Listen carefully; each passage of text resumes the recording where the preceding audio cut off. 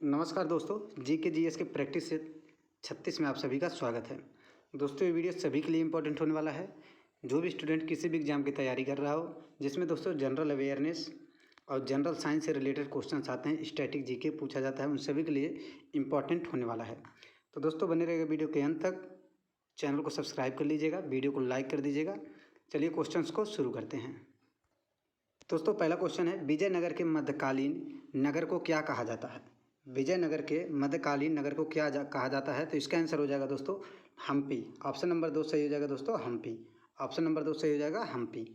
अगला क्वेश्चन है दोस्तों, निम्न में से कौन सा रेगिस्तान चीन में स्थित है? कौन सा रेगिस्तान या फिर मरुस्थल पूछे दोस्तों चीन में स्थित है? तो इसका आंसर हो जाएगा चीन में हो जाएगा टकला मकान। ऑप्शन नंबर 3 सही हो जाएगा दोस्तों, टकला मकान।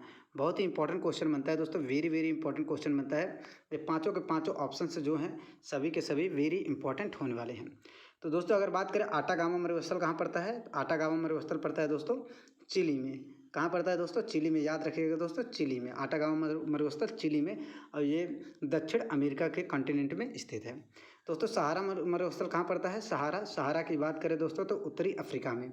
उत्तरी अफ्रीका में। याद रखिएगा दोस्तों, उत्तरी अफ्रीका में। तो सहारा मरुस्थल हो जाएगा उत्तरी अफ्रीका में। आटागामा मरुस्थल हो जाएगा चिली में। टकला मकान हो जाएगा चीन में। कालाहारी मरुस्थल वेरी इंपॉर्टेंट क्वेश्चन पड़ता है दोस्तों, ये हो जाएगा बोत्सवाना में। कालाहारी मरुस्थल बोत्सवाना में। याद रखिएगा दोस्तों, बोत्सवाना में। गोबी का मरुस्थल कहाँ पड़ता है दोस्तों? मंगोलिया में। गोबी का मरुस्थल मंगोलिया में। याद रखिएगा दोस्तों, गोबी का मरुस्थल मंगोलिया में। तो इसका सही आंसर हो जाएगा टकला मकान होता है चीन में। आटागामा मरुस्थल चिली में। सहारा मरुस्थल उत्तरी अफ्रीका में। और दोस्तों कालाहारी बोत्सवाना में। और गोबी का मरुस्थल हो जाएगा मंगोलिया में। भारत में सबसे बड़ा मरुस्थल कौन सा है? तो हो जाएगा थार। रेगिस्तान का मरुस्थल थार हो जाएगा दोस्तों। कहाँ पड़ता है? राजस्थान में। अगला क्वेश्चन, यूनेस्को का मुख्यालय कहाँ स्थित है? वेरी इंपॉर्टेंट क्वेश्चन बनता है दोस्तों, यूनेस्को का मुख्यालय कहाँ स्थित है? तो ये दोस्तों डेट के साथ दिया गया है, सन के साथ दिया गया है। ये आपको सन और इसका मुख्यालय कहाँ है ये सभी याद होना चाहिए, इसका स्थापना वर्ष और मुख्यालय। यूनेस्को का मुख्यालय कहाँ स्थित है दोस्तों? तो हो जाएगा पेरिस में। कहाँ है दोस्तों? पेरिस में इसका स्थापना होता है यूनेस्को का। 1946 में स्थापना होता है यूनेस्को का, और स्थित कहाँ है? पेरिस में। दोस्तों बात करें मनीला में क्या स्थित है? मनीला किसका मुख्यालय है? तो मनीला हो जाएगा दोस्तों WHO का, सॉरी WHO को नहीं दोस्तों, एशियाई विकास बैंक। एशियाई विकास बैंक ADB एशियाई विकास बैंक। एशियाई विकास बैंक का मुख्यालय कहाँ है दोस्तों? मनीला में। और इसका स्थापना होता है दोस्तों एशियाई विकास बैंक का 1966 में। जिनेवा की बात करें दोस्तों, जिनेवा 1948 में किसका स्थापना होता है? 1948 में होता है WHO का, और इसका मुख्यालय कहाँ है दोस्तों? जिनेवा में। कहाँ है? जिनेवा में WHO का विश्व स्वास्थ्य संगठन का मुख्यालय है जिनेवा में। 1948 में इसका स्थापना होता है। एक होता है दोस्तों WTO, वर्ल्ड ट्रेड ऑर्गेनाइजेशन है, जिसे विश्व व्यापार संगठन कहा जाता है। इसका स्थापना दोस्तों होता है 1995 में। इसका भी मुख्यालय है जिनेवा में। याद रखिएगा WHO और WTO का मुख्यालय जिनेवा में पड़ता है। जकार्ता में है दोस्तों, जकार्ता में है आसियान का मुख्यालय है दोस्तों जकार्ता में। याद रखिएगा दोस्तों, आसियान का मुख्यालय जकार्ता में। अगला क्वेश्चन, किस रक्त समूह के व्यक्ति को सार्वभौमिक दाता कहा जाता है? सार्वभौमिक दाता जिसे जो यूनिवर्सल डोनर कहा जाता है, किसे कहा जाता है? ऑप्शन नंबर 3 ओ ग्रुप के रक्त के डोनर को दोस्तों यूनिवर्सल डोनर कहा जाता है। सर्वग्राही कौन होता है दोस्तों? सर्वग्राही हो जाएगा ऑप्शन नंबर 2 AB, सर्वग्राही हो जाएगा AB, और सर्वदाता हो जाएगा O। दोस्तों रक्त के वर्गीकरण का सिद्धांत किसने दिया था दोस्तों? कार्ल लैंडस्टीनर ने। याद रखिएगा दोस्तों, रक्त के वर्गीकरण का सिद्धांत दिया था कार्ल लैंडस्टीनर ने। इसको 4 भागों में विभाजित गया था दोस्तों, A, B और AB, O। A में किया गया था, B में किया गया था, AB में किया गया था दोस्तों, O में किया गया था। 4 भागों में इसको डिवाइड किया गया था। अगला क्वेश्चन, साबुन या अपमार्जक मिलाने पर पानी के पृष्ठ तनाव पर क्या प्रभाव पड़ता है? बहुत ही इंपॉर्टेंट क्वेश्चन बनता है दोस्तों। पानी का पृष्ठ तनाव दोस्तों, अगर कोई भी डिटर्जेंट या फिर साबुन मिलाते हैं तो पृष्ठ तनाव घट जाता है। तो इसका आंसर हो जाएगा ऑप्शन नंबर 2, पृष्ठ तनाव घट जाता है। ऑप्शन नंबर 2 सही हो जाएगा दोस्तों, पृष्ठ तनाव घट जाता है। अगला क्वेश्चन, प्रकाश के प्रकीर्णन के अध्ययन पर किसे नोबेल पुरस्कार मिला था? वेरी इंपॉर्टेंट क्वेश्चन बनता है दोस्तों। प्रकाश के प्रकीर्णन के अध्ययन पर किसे नोबेल पुरस्कार मिला था? तो तो इसका आंसर हो जाएगा दोस्तों सीवी रमन को। ऑप्शन नंबर 3 सही हो जाएगा सीवी रमन को। ऑप्शन नंबर 3 सीवी रमन को। दोस्तों बात करें अल्फ्रेड नोबेल को किसके लिए दिया, अल्फ्रेड नोबेल की बात करें दोस्तों, तो इन्हीं के सहयोग से दोस्तों नोबेल पुरस्कार शुरू किया गया था। इन्हीं के सहयोग से मैडम क्यूरी की बात करें दोस्तों, इन्हें 2 बार नोबेल पुरस्कार मिला है। 2 बार नोबेल पुरस्कार मिला है। एक बार रेडियम के खोज के लिए और एक बार दोस्तों विकिरण की घटना के लिए। एक बार विकिरण की घटना के लिए, एक बार रेडियम की खोज के लिए। इसे भौतिकी में एक बार मिला था 1903 में, भौतिकी में मिला था 1993 में विकिरण के लिए, और 1911 में मिला था दोस्तों रेडियम की खोज के लिए। 1911 में मिला था रेडियम की खोज के लिए, 1903 में मिला था विकिरण की खोज के लिए। मैडम क्यूरी को 2 बार नोबेल पुरस्कार मिला था। दोस्तों बात करें रविंद्रनाथ टैगोर को कब मिला था, तो 1916 में। 1916 में रविंद्रनाथ टैगोर को मिला था गीतांजलि के लिए, साहित्य के क्षेत्र में मिला था उनको। गीतांजलि के प्रकाशन के लिए मिला था दोस्तों साहित्य के क्षेत्र में। अगला क्वेश्चन, भारी मशीनों में स्नेहक या फिर लुब्रिकेंट के रूप में क्या प्रयोग किया जाता है। भारी मशीनों में स्नेहक के रूप में क्या प्रयोग किया जाता है, तो इसका आंसर हो जाएगा दोस्तों ग्रेफाइट का। ऑप्शन नंबर 3 सही हो जाएगा दोस्तों ग्रेफाइट का। दोस्तों ग्रेफाइट का यूज होता है पेंसिल में भी ग्रेफाइट का यूज किया जाता है। ग्रेफाइट दोस्तों कार्बन का अपरूप होता है। ग्रेफाइट कार्बन का अपरूप होता है, इसको पेंसिल में भी यूज किया जाता है।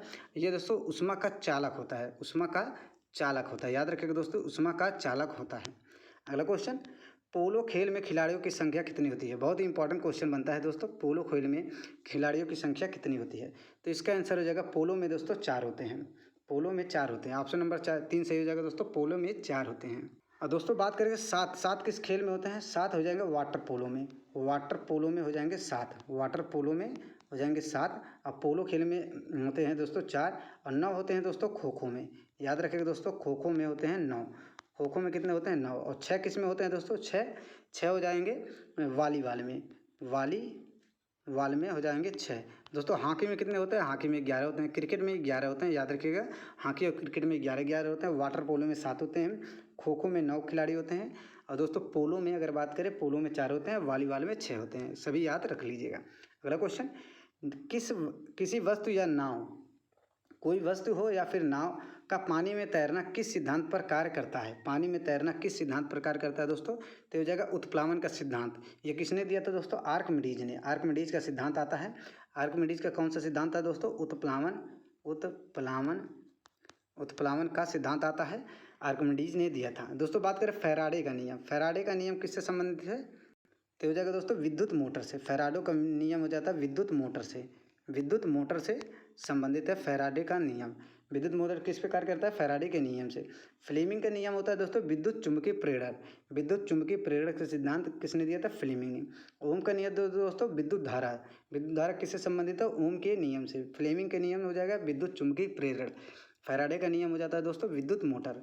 और आर्किमिडीज का सिद्धांत या फिर उत्प्लावनवाद का सिद्धांत के तहत दोस्तों कोई वस्तु या फिर नाव पानी में तैरता है। अगला क्वेश्चन, पीतल का रंग किसके कारण उड़ने लगता है। पीतल अगर दोस्तों हवा में अगर खुले वायुमंडल में पीतल रखा जाता है तो किस कारण की वजह से उसका क्षय होने लगता है या फिर उसके रंग में परिवर्तन होने लगता है, तो हो जाएगा दोस्तों हाइड्रोजन सल्फाइड। ऑप्शन नंबर 2 सही हो जाएगा हाइड्रोजन सल्फाइड। ऑप्शन नंबर 2 सही हो जाएगा। अगला क्वेश्चन, उर्वरक उत्पादन का संबंध किस क्रांति से। बहुत ही इंपॉर्टेंट क्वेश्चन बनता है दोस्तों, वेरी इंपॉर्टेंट, ट्रिक कर लीजिएगा और उसको नोट कर लीजिएगा। देखिए दोस्तों उर्वरक उत्पादन, दोस्तों बात करें गुलाबी क्रांति झींगा उत्पादन से। झींगा उत्पादन हो जाएगा गुलाबी क्रांति।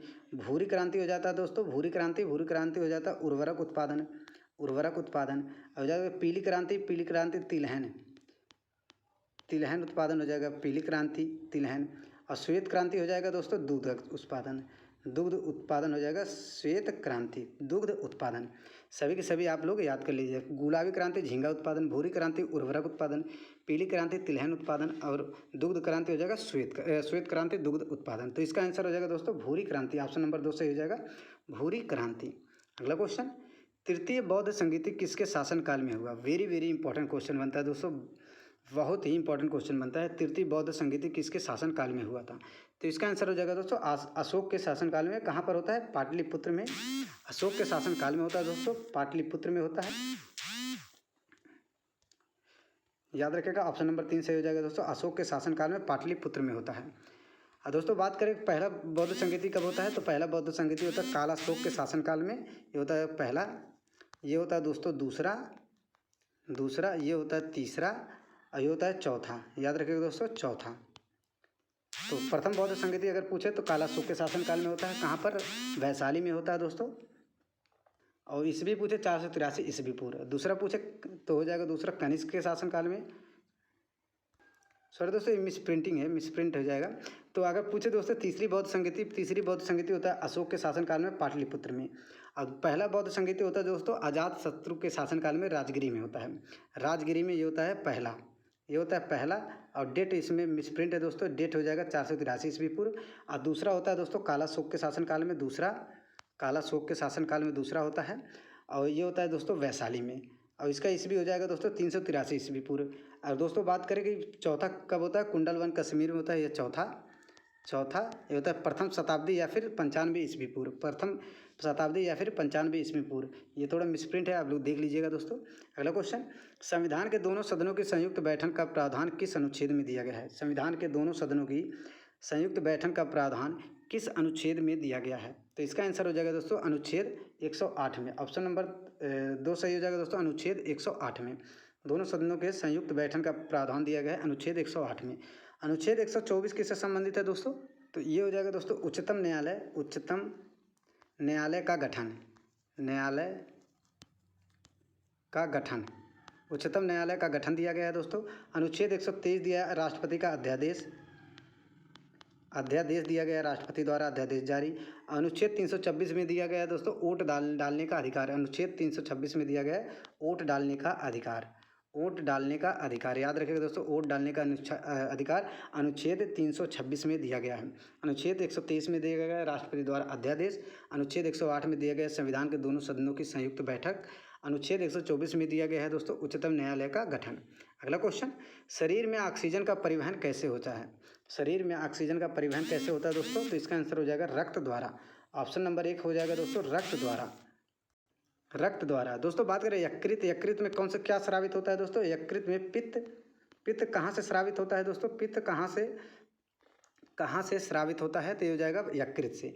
पित्त कहाँ से स्रावित होता है? यकृत से। दोस्तों शिरा की बात करें, अगर दोस्तों शरीर से हृदय की ओर खून ले जाता है तो उसे शिरा कहते हैं, और हृदय से शरीर की ओर ले जाता है तो उसे धमनी कहते हैं। शरीर से हृदय शिरा हो जाएगा, और हृदय से शरीर हो जाएगा धमनी। याद रखिए दोस्तों, शरीर से हृदय रक्त ले जाता है तो हो जाएगा शिरा, और हृदय से शरीर ले जाता है तो हो जाएगा धमनी। अगला क्वेश्चन, और आज का आखिरी क्वेश्चन है दोस्तों, अगला क्वेश्चन है विश्व की सर्वाधिक लंबी पर्वतमाला कौन सी है? विश्व की सर्वाधिक लंबी पर्वतमाला कौन सी है? तो हो जाएगा दोस्तों एंडीज पर्वतमाला। ऑप्शन नंबर दोस्तों ये हो जाएगा एंडीज पर्वतमाला। विश्व की सबसे लंबी पर्वतमाला है दोस्तों एंडीज पर्वतमाला। अगला क्वेश्चन, भारत का रूर किस नदी बेसिन को कहा जाता है? बहुत ही इंपॉर्टेंट क्वेश्चन है दोस्तों, और ये दोस्तों लगभग 4 से 5 बार रिपीट किया गया है क्वेश्चन एसएससी में 4 से 5 बार रिपीट किया गया है। तो इसका आंसर हो जाएगा दामोदर नदी को। भारत का रूर किस नदी को कहा जाता है? दामोदर नदी को। ऑप्शन नंबर 1 सही हो जाएगा। तो दोस्तों बस आज के लिए इतना ही। उम्मीद करता हूँ दोस्तों वीडियो पसंद आई हो। अगर वीडियो पसंद आए दोस्तों चैनल को सब्सक्राइब कीजिएगा, वीडियो को लाइक कीजिएगा, एक शेयर ज़रूर करिएगा।